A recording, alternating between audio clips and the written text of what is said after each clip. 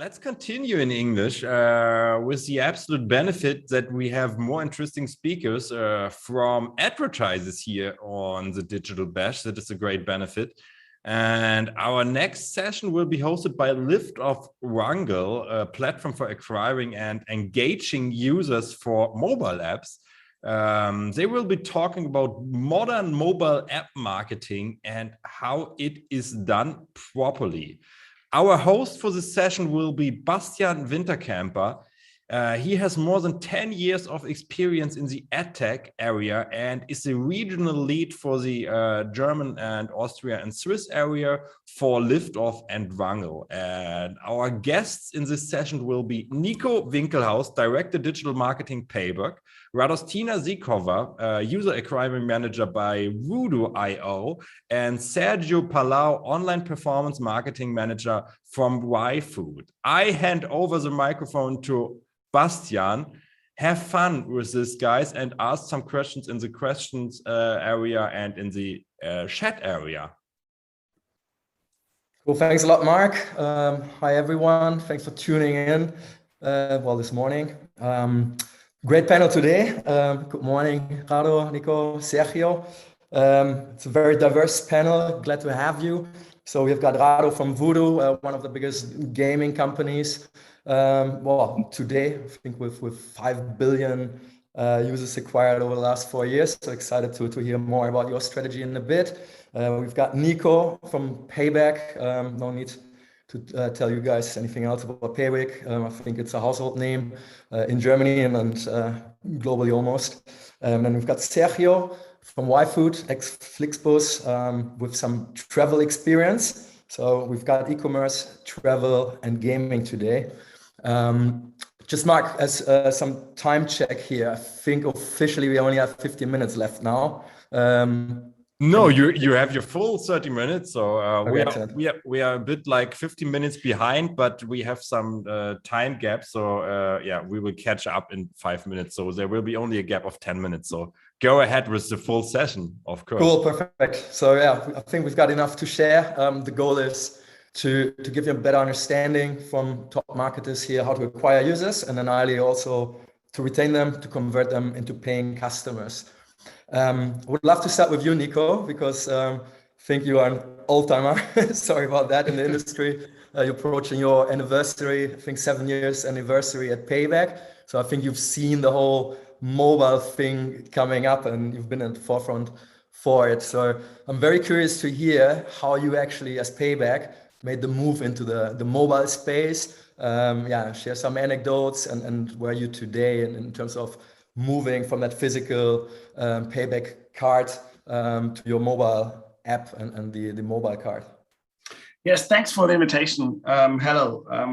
PAYBACK is a kind of startup from Munich 20 years ago, which started as a direct marketing company with a plastic card and coupons, which were sent out to millions of users. And that was our heritage. So we weren't a very digital company in those days. But during the last, let's say, 10 days, and especially the last 10 years and the last 5 years, we extremely tried to move and shift our users to the app, and more sometimes also kind of aggressively, because at the end of the day, PAYBACK is used nearly in every second household in Germany, but the plastic card user is not so relevant for us comparable to an app user. If we see our numbers because we are logged in platform. So you are always logged in. If you swipe your card, you're logged in. If you go to the website, you're logged in. If you use the app, you're always logged in. So we always see what was the behavior before the first app login and after the first app login of that user. And we see a large increase of coupon activations, coupon redemptions, and transactions there, because it's very, very, very easy to explain. Before that, a typical PAYBACK user got 2 to 4 print mailings a year with tons of coupons, if they only swipe the plastic card. Some get 12 12 print mailings, some get 2. But on average, it was 2 to 4. But print mailings are kind of expensive. If you use the app, then you use the app 10 times a month. So not having contact doses of 2 to 4 users, but 120 contacts a year is much more efficient. So we were able to drive more sales through that digital device there. And that's why we always try to put the app first on everything we do. So we are discriminating all other channels. So we're discriminating print. We're discriminating our website and even the mobile website. So at the end of the day, our mobile website experience is not so good because we try to more or less force the user to use the app, because we see in the numbers that the app user is much more available for us, so that you will always get more points when you use the app. You will always get more offers when you use the app, and you will always get more services like mobile payment when you use the app. So at the end of the day, when I convinced my mother to use the PAYBACK app instead of the plastic card, I think my job is done. But there's still a long way to go, because we are now the third biggest shopping app in Germany with 7 million monthly active users. But there are much more PAYBACK users out there who are using the plastic card, which we haven't acquired so far for the app. Okay. Wow. Yeah, you say it's a household name, PAYBACK. So probably user acquisition is quite easy at that stage. If we're speaking about your expansion plans, how are you approaching that to acquire new users in other countries? So acquire new users in Germany is not so important for us, because sometimes other companies said we're running out of Germans because we have 31 million active German users. It's not relevant to increase it up to 40 million. So it's not relevant. So, but getting out of this 30 million users, more app users is our main approach. And for that, we use all our channels, print mailings, newsletters, and so on, and also paid channels. And especially with at the end of the day, our most important channel is the stationary, the brick and mortar point of sale, because with 5 million transactions we have at PAYBACK a day, our most relevant, let's say, influencer marketing is the cashier, because they always asking, do you have a PAYBACK card? Do you have a PAYBACK card? Do you have a PAYBACK card? For some people, it's annoying, but it's a very relevant marketing channel for us, because it drives the retention, the activation of the program. And so that is the source of our reach and the source of our activity there. And to find a way to use this even more, not only for the card, but also for the app, is one of our goals. Okay, nice. Thanks for that. Well, I guess for Rado, that's a dream, having that kind of brand. Work at Voodoo now, just recently joined from Jam City, so we've been in the gaming space for a while. So I think probably Voodoo is now investing in their brand a bit.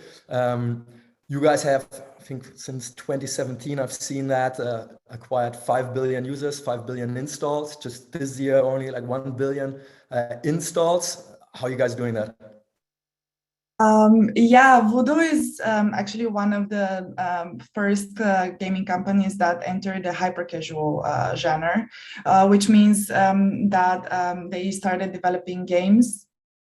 Very easy to play.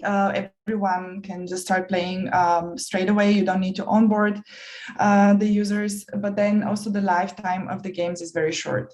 So the main source of monetization is through ads. So while the users are playing, they are being exposed to a big amount of ads. And of course, like a strategy to actually really grow in this segment is like go big and acquire many users, because for this type of games, you monetize from everyone. And the way Voodoo has been approaching it is by launching many different games and acquiring a lot of different users. At the moment, we're also diversifying the strategy. So I'm actually part of the casual team. So we're also trying to go into in the direction of creating games and products that will be a little bit more more engaging, and they will retain the users for a longer period of time. But for on our end, like we've been mobile first, so this is our one and only way of acquiring users. We also have like the products are very agile for us, like opening a new geo is just activating it on the store and we just start running UA there. And this makes it, for instance, way different from like the payback product, because we are not really connected with any actual logistics or like real stores, for instance, or operations. Okay, cool. Yeah, Nico said they're investing into paid channels. As I know you do that heavily, wouldn't give away any budgets here. I know in the previous talk was a question around campaign budgets, but I think it's probably like in the somewhere around the 3 figures monthly, maybe somewhere there or getting there. So huge budgets. Yeah, huge playgrounds to play. So what is your approach there? Like how you are structuring your budgeting, your monthly budgets across which channels?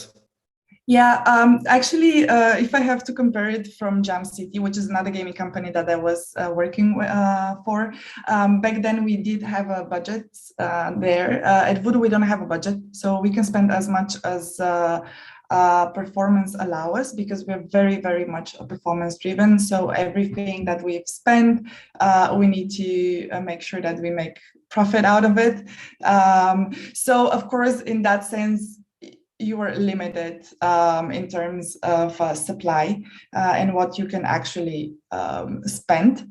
But we try to have a good mix of different channels. So definitely paid social like Facebook, Google, Snapchat, TikTok. These are channels that we're running.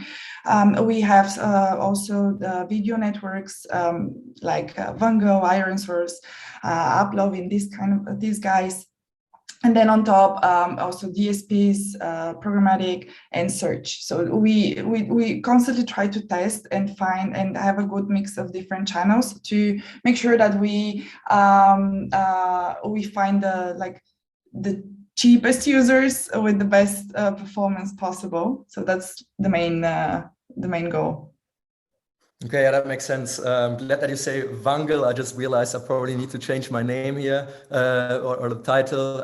Liftoff actually merged with Vungle. So stay tuned for the new branding. It's way too long to write it down here all. But okay, cool. So it sounds like most of the money goes into the social channels as well as Google.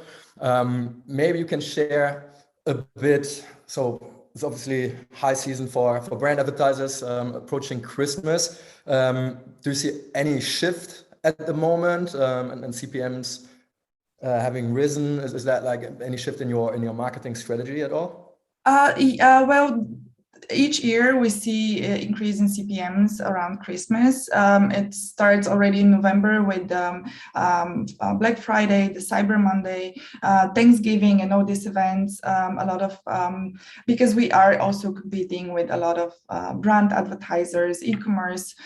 So of course, like the competition increases. A lot of budgets have been pushed, so CPMs normally go higher. And the only way you could combat this is basically playing a lot with creative and making sure that you have the good converting creatives. I've been also noticing a bit of a shift towards Android for the last maybe half a year since the iOS 14 and the changes that it brought. The CPMs for some of the social channels seems to be a bit higher on Android than iOS. For some of the games that we've been running, and this is mainly because people feel more comfortable, I guess, running on Android because they're able to judge the quality better. They have a good granularity on the data, while on iOS you run a little bit blind. Cool. Yeah, that makes sense. Yeah, for the audience, I think everyone participated in the talk this morning around ATT. So we're saving you for that topic today. moving over to Sergio. So you had quite a wild ride through the world of user acquisition. So you started in gaming, then you moved into travel, and now you moved out of mobile. So let's stick to your travel experience, because that's quite interesting and has probably changed a lot during the last 18 months with Corona. What is the biggest difference you could see between gaming and then travel in terms of your approach to user acquisition and also retaining those users? I mean, one thing that was impressive, I mean, going from gaming, like Rado said, you want to go into a new country, it's just like, okay, upload to the App Store, it's there, start acquiring. Makes it really easy. Basically, your entire main problem is just getting the translation into the store description. For in Flixbus, you have that middle ground of also having the logistics of, are there buses on the road, or we're moving?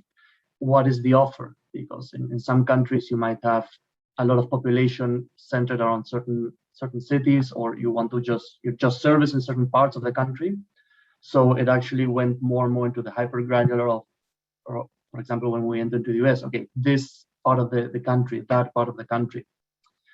Working with catalogs, which is something that when you come from gaming, like, yeah, Facebook catalog, you're vaguely aware it exists, but like you don't use it because you don't use it. It doesn't make sense for you. You're not pushing like a certain in-app purchase, in-app bundle or anything, coins or something like that from your game. So really using those things, using more targeted things, was, for example, specific lines from A to B, like taking from the very heavy search experience that Flixbus has, and using that into building creatives. For example, something we did with Liftoff as well.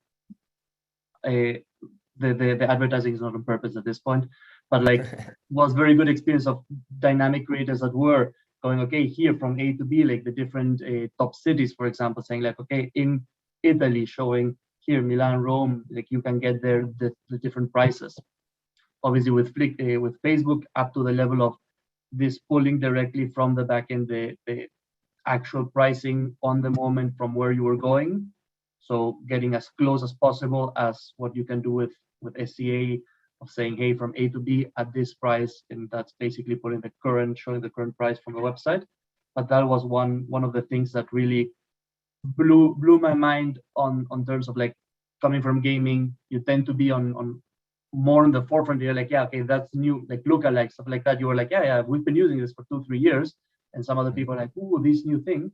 But then suddenly this whole other aspect of what you could do with a tool like Facebook, which was something that I would have said, like I was very familiar with programmatic as well. Then suddenly it's like, true, there's this whole other area that has had tools developed for it.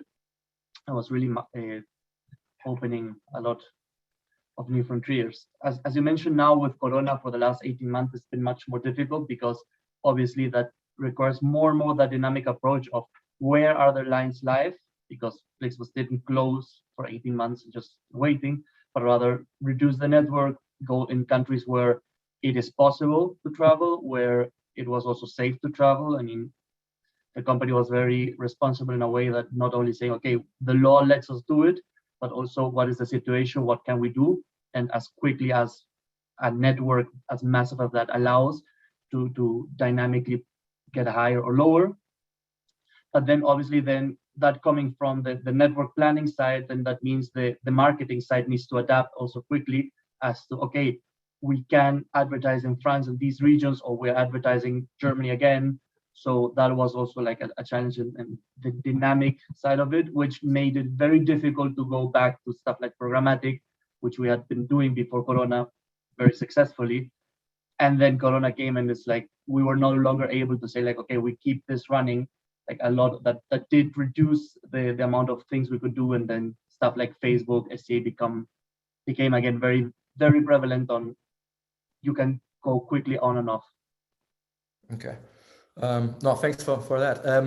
Rado mentioned that she can spend as much money as she wants as long as she's bringing the money back.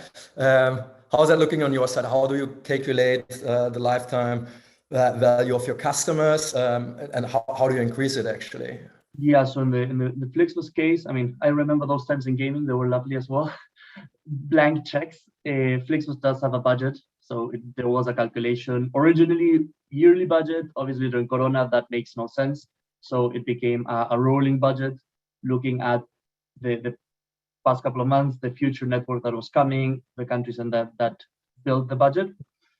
And it's an LTV calculation with looking at with a lot of data, because Flixbus, while a lot of Germans might not think of it as a tech company, is a tech company. Most people are in tech, which means that there's a lot of data science behind a lot of the decisions that are made, which also allows us to then say, okay, with not as quickly as some gaming companies knowing at a day 3, the expected LTV at day 30, 60, and 180, but relatively quickly knowing, okay, at day 7, day 14, we know, okay, this is basically what the user is going to be worth to us.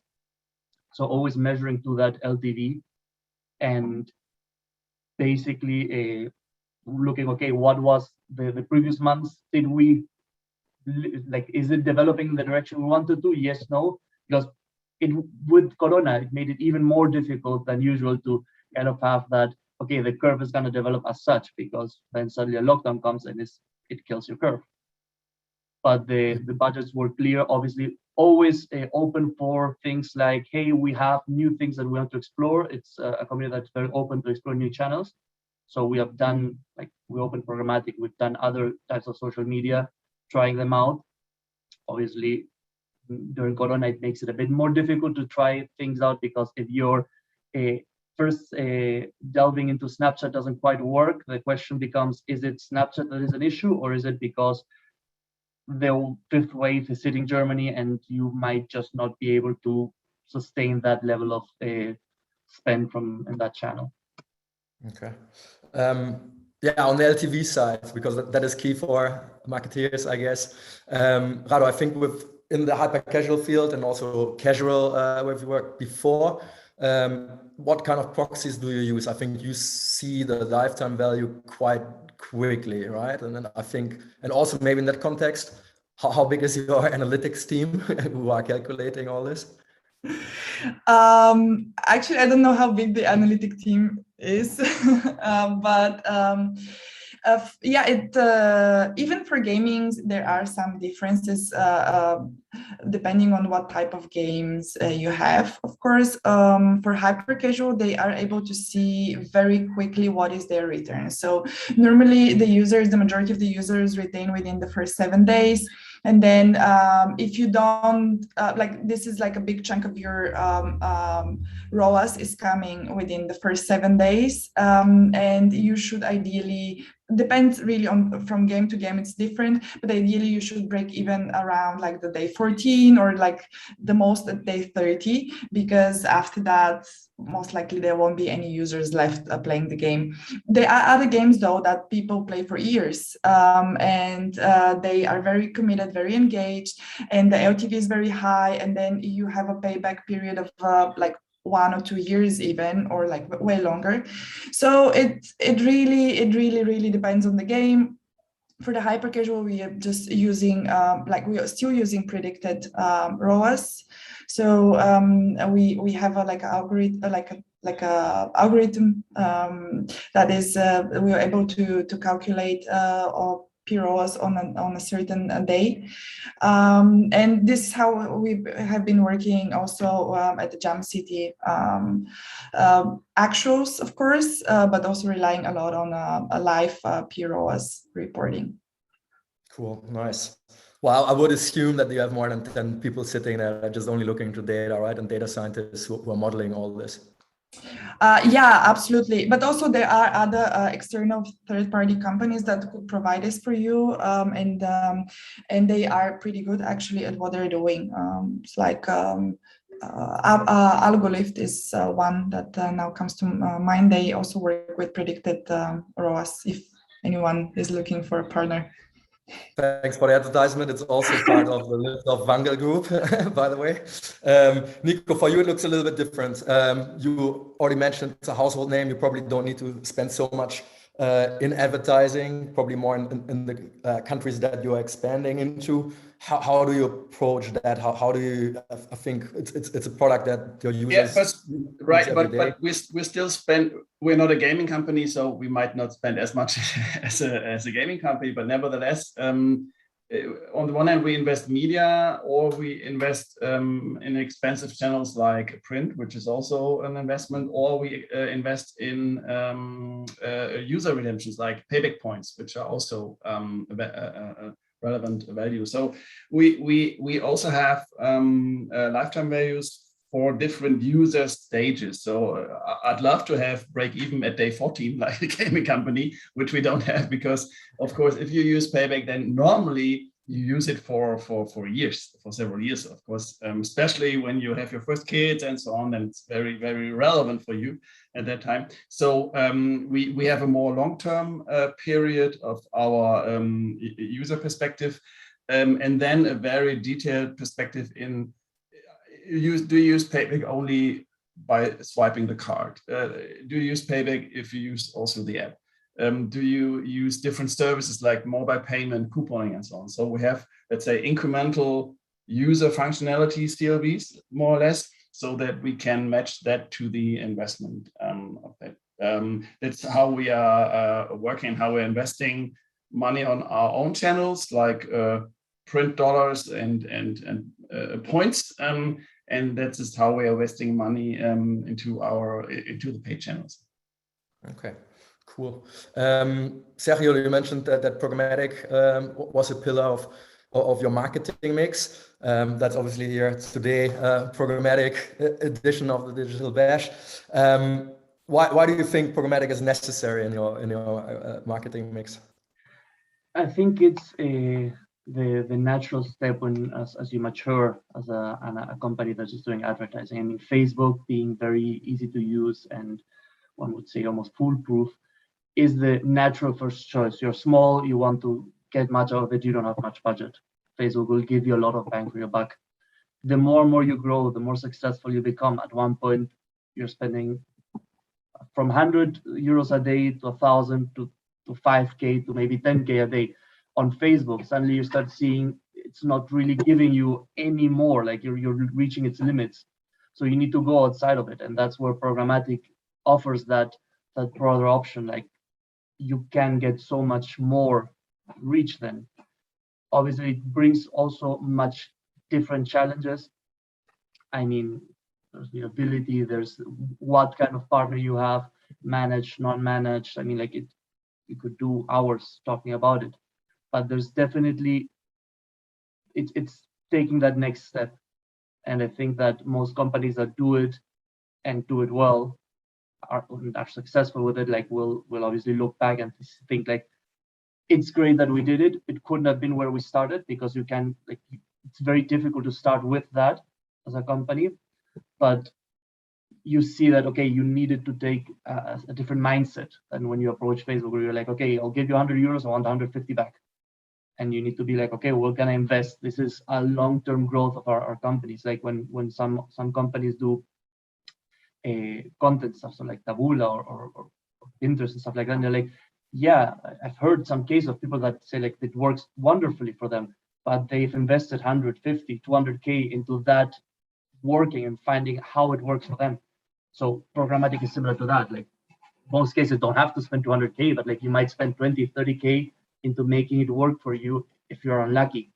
Like some companies have talked to people that are like, yeah, no, we started, it was working well from the beginning and we just kept scaling it until something happens. Like we just keep going, which is lovely when that happens. But yeah, it's the next step growing. Sure.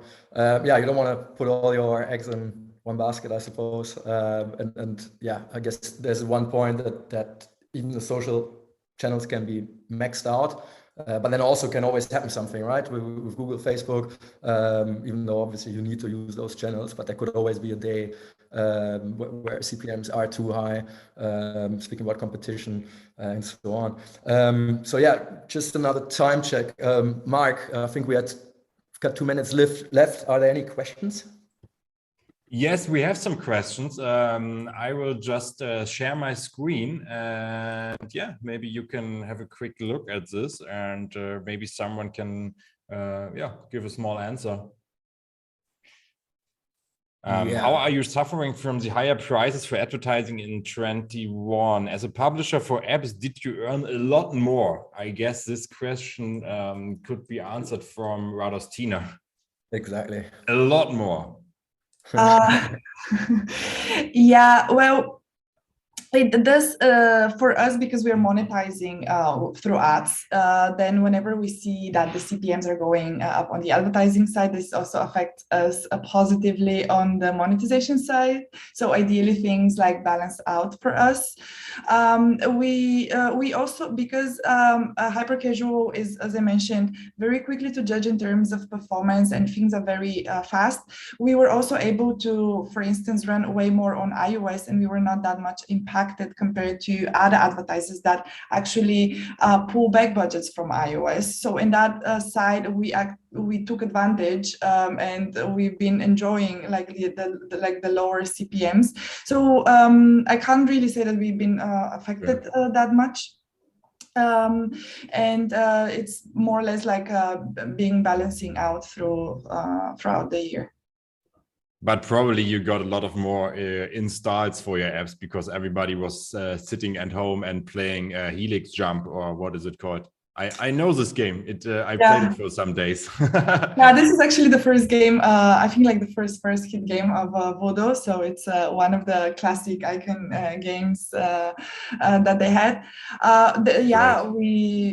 We saw a very higher, way higher engagement rates throughout the different waves. And of course, like during the summer, for instance, a lot of people were just out and enjoying their time. So we, as a gaming company, we also get affected from seasonality. I'm so sorry, but we're running out of time, and time is running out for this panel. I mean, if we have a good discussion like that, so time is running, and therefore we just have to come to an end. I know that we could talk longer, but it's just not possible because we want to give our other speakers the stage as well. So I say thank you, Bastian. Thank you, Nico. Thank you, Radostina. Thank you, Sergio. See you again. Maybe some days at the DACH in Hamburg, so you can all travel to Hamburg, and or at the Digital Bash here live in the internet. Have a great time. See you. Thank you. Thank you. Bye bye, everyone. Thank you.